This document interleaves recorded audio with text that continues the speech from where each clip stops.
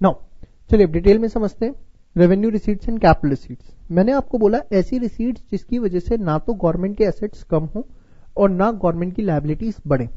Sir समझ में नहीं आ रहा ये गवर्नमेंट के एसेट्स ना कम हो गवर्नमेंट की लायबिलिटीज ना बढ़े, कहना क्या चाहते हो? ध्यान से समझो। सपोज गवर्नमेंट की, एक बड़ा सिंपल सा एग्जांपल देता हूं, गवर्नमेंट के पास एक लैंड है, गवर्नमेंट लैंड है, गवर्नमेंट ने उस लैंड को सेल कर दिया। अब गवर्नमेंट ने अगर लैंड को सेल कर दिया तो गवर्नमेंट के पास पैसा आएगा या जाएगा? सर हम तो गवर्नमेंट से ले आएंगे वापस जाके। बदमाशों, गवर्नमेंट को अगर लैंड बेचोगे तो पैसा गवर्नमेंट के पास आएगा। गवर्नमेंट ने लैंड सेल करी तो मतलब कहना ही से government will receive the amount, yes और नो? अब गवर्नमेंट को अमाउंट रिसीव तो हुआ, ध्यान से समझना, गवर्नमेंट को अमाउंट रिसीव तो हुआ, but at the same time जो गवर्नमेंट की प्रॉपर्टी थी वो क्या हो गई? कम हो गई। गवर्नमेंट की जो प्रॉपर्टी थी वो क्या हो गई? कम हो गई। अब गवर्नमेंट की प्रॉपर्टी अगर कम हो गई तो क्या मैं बोल सकता हूं कि गवर्नमेंट के जो एसेट्स थे वो एक तरह से क्या हो गए? कम हो गए, है ना? तो गवर्नमेंट ने अगर लैंड सेल करी, ठीक है, गवर्नमेंट पे पैसा आया, बट उसकी वजह से जो गवर्नमेंट की प्रॉपर्टी थी या मैं कहूं एसेट्स थे वो क्या हो गए? कम हो गए। तो ऐसा पैसा जिसकी वजह से गवर्नमेंट के एसेट्स कम हो जाए क्या कहलाता है? Capital receipt. तो आपने बोला कि सर ये तो क्या है? ये एक कैपिटल रिसीट है। क्या है ये? एक कैपिटल रिसीट। आराम से एक एक चीज समझो, बट मैं दूसरा एग्जांपल देता हूं, जरा समझो। गवर्नमेंट ने इनकम टैक्स से 2017-18 में 2 लाख करोड़,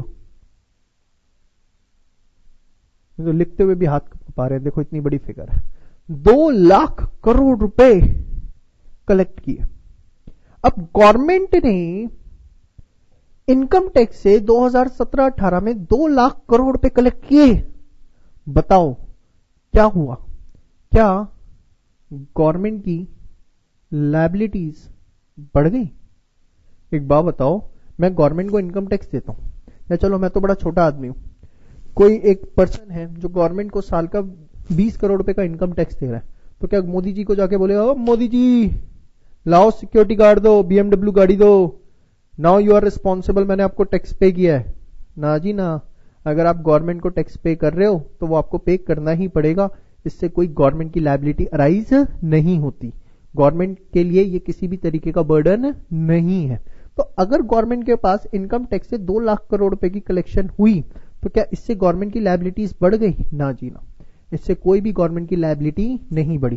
क्या गवर्नमेंट के कुछ एसेट्स कम हुए? जैसे ऊपर वाले केस में तो गवर्नमेंट की प्रॉपर्टी कम हो गई थी, क्या यहाँ पे गवर्नमेंट के कोई एसेट्स कम हुए?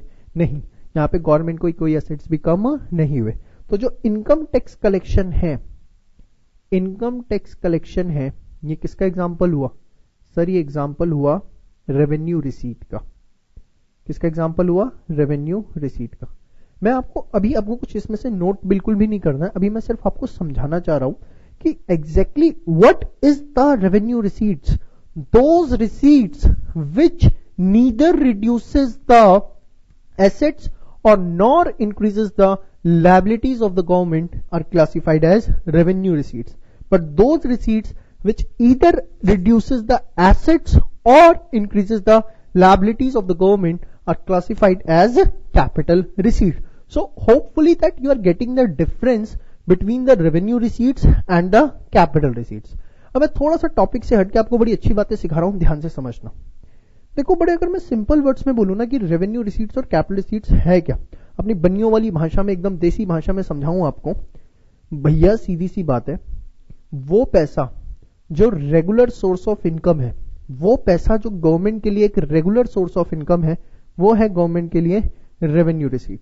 बट वो पैसा जो रेगुलर नेचर का नहीं है, नॉन रिकरिंग नेचर का है, इरेगुलर नेचर का है, रेगुलर नहीं आता, वो क्या है? एक तरह से कैपिटल रिसीट। जैसे टैक्स है, टैक्स आता था, आता है, आता रहेगा, क्या है? एक तरह से revenue receipt.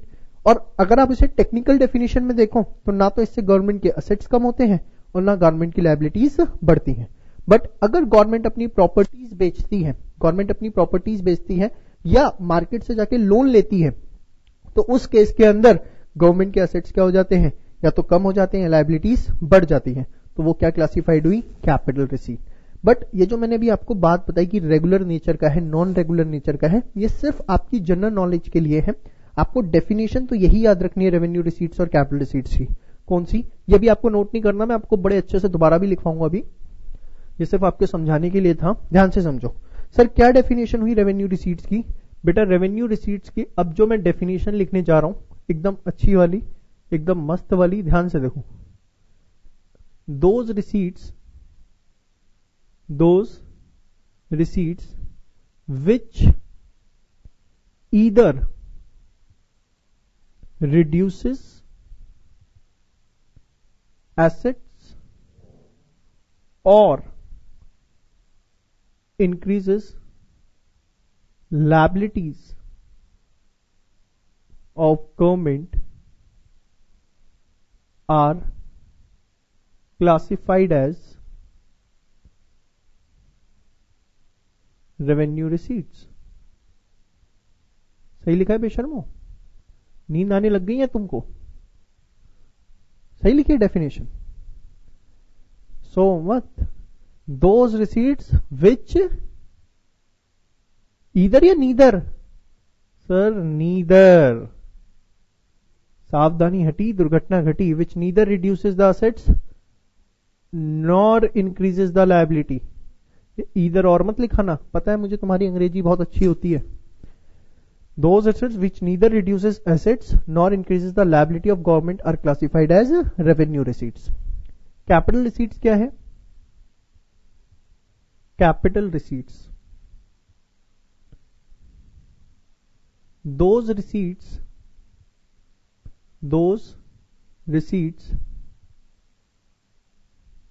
which either reduces assets or increases liability of government are classified as, बोलो बोलो, are classified as, नींद खोलो फटाफट, are classified as capital receipt. Very good. देखो टॉपिक मानता हूं बोरिंग है, ये टॉपिक की अपनी लिमिटेशन है, ठीक है, बट पढ़नी पड़ेगी, मजबूरी है बेटा, क्या करोगे। 8 नंबर का सवाल है, इज्जत पे लगे हुए, दाव पे लगे हुए तुम्हारे 2%। तुम्हें क्या बताऊं 2% की कीमत क्या होती है। चलो आओ बोर्ड पे देखो। तो रेवेन्यू रिसीट समझ में आ गई, और क्या समझ में आ गया, कैपिटल रिसीट समझ में आ गया। अब मैं इसकी फर्दर क्लासिफिकेशन कर रहा हूं, ध्यान से देखिए। ये आप डेफिनेशंस फटाफट नोट कर लो, फटाफट वीडियो पॉज करो और देखो, इसे नोट करो फास्ट। चलो अब मैं आगे डिटेल क्लासिफिकेशन देता हूं। देखो रेवेन्यू रिसीट जो होती है ना, ब्रॉडली मैं उसे 2 कैटेगरी में डिवाइड करता हूं, tax revenue receipts and non tax revenue receipts. Tax revenue receipts and non tax revenue receipts. अब ये क्या है सर, टैक्स रेवेन्यू रिसीट्स और नॉन टैक्स। आओ आज मैं तुम्हें टैक्स की डेफिनेशन समझाऊं। सर टैक्स की डेफिनेशन गवर्नमेंट लगाती है, बस यही बहुत है।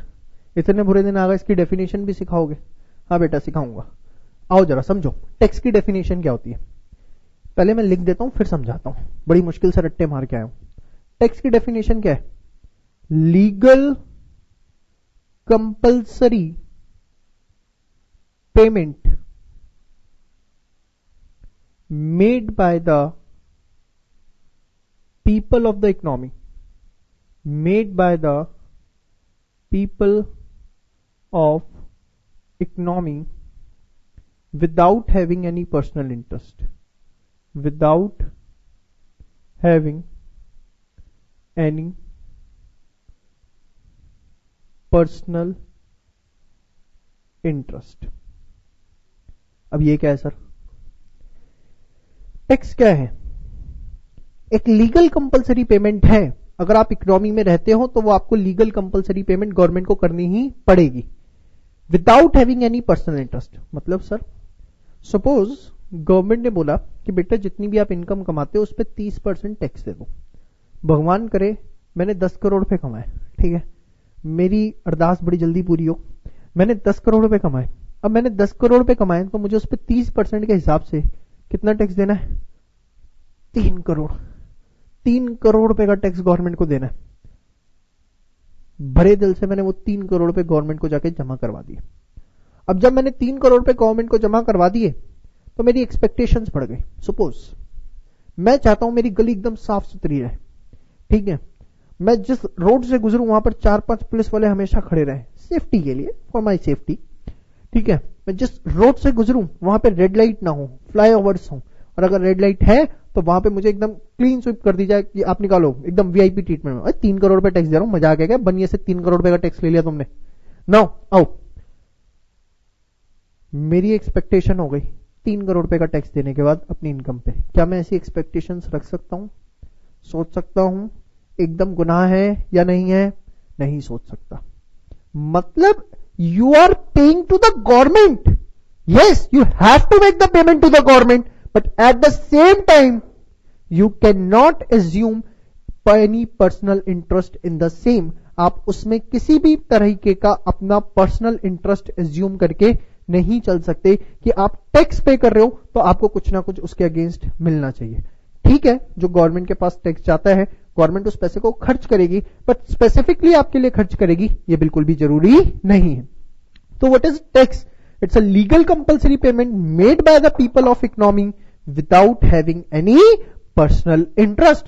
दे can't think of their personal interest. No, मैंने आपको बोला कि रेवेन्यू रिसीट्स 2 तरह के हैं। टैक्स रेवेन्यू रिसीट मतलब जितना भी पैसा गवर्नमेंट के पास, सरकार के पास आता है, किसकी फॉर्म में सर?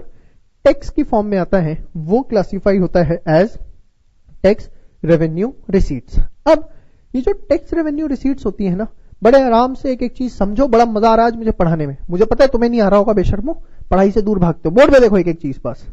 टैक्स रेवेन्यू रिसीट्स, ये जो टैक्स रेवेन्यू रिसीट्स होती है ना, ये फर्दर 2 कैटेगरी में डिवाइड होती है। कौन कौन सी सर? 2 तरह के टैक्सेस होते हैं बेटा, direct tax and indirect tax. अब ये क्या बला है sir? Direct tax and indirect tax क्या है ये? समझो जरा बेटा, डायरेक्ट टैक्स और इनडायरेक्ट टैक्स क्या होता है? डायरेक्ट टैक्स के अंदर levy and burden to pay tax lie on the same person है सर। टेक्निकल बोलोगे थोड़ा, चलो पहले लिख देता हूं फिर समझ में आएगा। डायरेक्ट टैक्स मैंने क्या बोला? Levy plus burden to pay tax on same person, ठीक है। ये मैंने यहां पे बोला levy plus burden to pay tax on different person. अब ये क्या, जरा ध्यान से समझना, बस बस बस बस बस बस बस हो गया फटाफट फटाफट आओ चलो समझाते हैं। Levy plus burden to pay tax on same person मतलब आप लोगों के बच्चों की दुआएं मिली, मैंने साल के 10 करोड़ रुपए कमाए, 3 करोड़ रुपए का मेरा टैक्स बना, इनकम टैक्स। मैं आया कैमरे के आगे, मैंने अब बच्चों से रिक्वेस्ट करी, मैंने कहा बच्चों आप लोगों की दुआओं की वजह से मैंने साल भर में 10 करोड़ रुपए कमाए हैं, जिस पे गवर्नमेंट मेरे से 3 करोड़ रुपए का इनकम टैक्स मांग रही है। अच्छा एक और बात बेटा, मैं 10 करोड़ बोल रहा हूँ, सीरियस मत हो जाना, कहीं हिसाब लगाने बैठ जाओ, सर खर्च कहां करते होंगे, नहीं कमाता मैं 10 करोड़ रुपए, बिल्कुल भी कहीं सोच रहे हो, ऐसी मजाक कर रहा हूं, जब से सीरियस मत हो जाना। चलो कम टू द पॉइंट। हाँ तो मैंने कहा मैं 10 करोड़ रुपए कमाए, गवर्नमेंट ने मेरे से 3 करोड़ रुपए का टैक्स मांगा। अब गवर्नमेंट ने मेरे से जब 3 करोड़ रुपए का टैक्स मांगा तो मैं आपके सामने ऐसी वीडियो शूट करने लग गया कि बेटा ऐसे ऐसे हुआ है, 3 करोड़ रुपए का टैक्स देना है, तो आप लोग एक काम करिए, सब 1-1 लाख रुपए मेरे अकाउंट में जमा करवा दीजिए, क्योंकि मुझे इनकम टैक्स पे करना है। करवाओगे? है? नहीं करवाओगे ना? उसी दिन मेरा चैनल अनसब्सक्राइब कर दोगे। कैसी कैसी बातें करते हैं सर, कुछ नहीं करना। मतलब क्या है, गवर्नमेंट ने इनकम टैक्स मुझ पे लगाया और उसे मुझे ही पे करना है। क्या मैं उसका बर्डन अपने स्टूडेंट्स के ऊपर ट्रांसफर कर सकता हूं? नहीं, मैं उसका बर्डन अपने स्टूडेंट्स के ऊपर बिल्कुल भी ट्रांसफर नहीं कर सकता। बट एक और एग्जांपल देता हूं, समझना। हम रेस्टोरेंट जाते हैं, रेस्टोरेंट्स के ऊपर सर्विस टैक्स एंड वैट लगा रखा है। गवर्नमेंट ने कह रखा है इस रेस्टोरेंट में जो भी खाने आएगा, जो भी मजे मारने आएगा, जो भी भैया दीदी आएंगे, उन सारे भैया दीदियों को बैठकर वहां पे जो भी खाना खाना है उसके ऊपर लगभग 20% के आसपास सर्विस टैक्स और वैट देना है। रेस्टोरेंट वाले कहते हैं जी हमारा क्या जाता है, आइए आप जाइए वहां पर, आपका 1000 रुपए का बिल बना, आपने पर्स से 1000 रुपए निकाले रखे, उसने कहा सर इससे बात नहीं बनेगी, 1200 रुपए दीजिए। आपने कहा क्यों? जी गवर्नमेंट ने 20% टैक्स लगा रखा है। फिर आपने 200 रुपए निकाले, 1200 रुपए दिए। अब समझो जरा, टैक्स लगाया किस पे था? टैक्स लगाया था रेस्टोरेंट के ऊपर, टैक्स लगाया था रेस्टोरेंट के ऊपर। बट क्या उसने अपनी जेब से पे किया? नहीं। उसने क्या किया, जितना टैक्स लगा वो किससे वसूला? अपने कस्टमर से वसूला। मतलब लेवी हुआ, लगाया गया रेस्टोरेंट पे, बट क्या बर्डन रेस्टोरेंट पे आया? नहीं, उसका बर्डन किसके ऊपर आया? उसके कस्टमर्स के ऊपर आया। This is what called as indirect tax, कि लेवी मतलब जिस पे लगाया जाता है, इंपोज किया जाता है, plus burden to pay tax on different person है या सेम पर्सन है? सर डिफरेंट पर्सन है। बट डायरेक्ट टैक्स, जैसे मैंने आपको एग्जांपल दिया इनकम टैक्स का, मेरी इनकम है, मुझे अपनी इनकम के ऊपर टैक्स देना है, तो लेवी भी मेरे पे हुआ और उसका बर्डन भी मेरे ऊपर आएगा। मैं क्या इसे अपने स्टूडेंट्स पे ट्रांसफर कर सकता हूं या किसी थर्ड पार्टी पे ट्रांसफर कर सकता हूं? नहीं, मैं इसे अपनी किसी थर्ड पार्टी पे ट्रांसफर नहीं कर सकता। तो basically direct tax is levy plus burden to pay tax on same person, and the perfect example of this is income tax. Indirect tax, levy plus burden to pay tax on different person, and the perfect example is service tax, value added tax, जिसको आने वाले वक्त में हम replace करेंगे goods and service tax. बस हमारे मोदी जी एकदम सही जा रहे हैं, आने वाला है ये tax, goods and service tax. एक है आपका एक्साइज ड्यूटी, ये भी इसी में ही मर्ज हो जाएगा। सर एक्साइज ड्यूटी क्या होता है ये भी बता दो, इतना अच्छा पढ़ा रहे हो तो बेटा अपनी तारीफें खुद ही कर लेनी चाहिए ना, तुम तो करोगे नहीं कभी, अच्छे अच्छे कमेंट भी लिख दिया करो कभी यूट्यूब पे जाके। चलो एक्साइज ड्यूटी क्या होता है सर? बेटा जितनी भी मैन्युफैक्चरर्स होते हैं ना, जो मैन्युफैक्चरिंग इंडस्ट्री के अंदर हैं, जैसे ऑटोमोबाइल सेक्टर हो गया आपका, स्टील इंडस्ट्री हो गई, तो जैसे ही ये प्रोडक्शन करते हैं, प्रोडक्शन करने के बाद जो भी उन्होंने प्रोडक्ट मैन्युफैक्चर किया, अगर उन्हें उसे फैक्ट्री से बाहर निकालना है, मार्केट में बेचना है, तो फैक्ट्री से निकलते के साथ ही सबसे पहला टैक्स उसके ऊपर लगता है एक्साइज ड्यूटी, जिसको हम बोलते हैं टैक्स ऑन प्रोडक्शन। क्या बोलते हैं बेटा? Tax on production. मतलब आपने अगर किसी भी चीज का प्रोडक्शन किया है, तो प्रोडक्शन करते के साथ ही इररिस्पेक्टिव ऑफ द फैक्ट वो बिका या नहीं बिका, इससे गवर्नमेंट को मतलब नहीं है, सबसे पहला टैक्स उसके ऊपर इंपोज किया जाता है, जिसको हम क्या बोलते हैं बेटा? Excise duty. बात समझ में आ गई?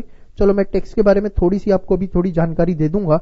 आप सबसे पहले ये नोट करो, टैक्स रेवेन्यू रिसीट्स आपको समझ में आ गया। टैक्स का मतलब दो तरह के टैक्सेस हैं, कौन कौन से बेटा? डायरेक्ट टैक्स और इनडायरेक्ट टैक्स। डायरेक्ट टैक्स क्या है? Levy plus burden to pay tax on the same person. Indirect tax levy plus burden to pay tax on different person. इसका एग्जांपल क्या दिया मैंने? Income tax. इसका example service tax, value added tax, excise duty, जिसको आने वाले वक्त में रिप्लेस किया जाएगा गुड्स एंड सर्विस टैक्स से।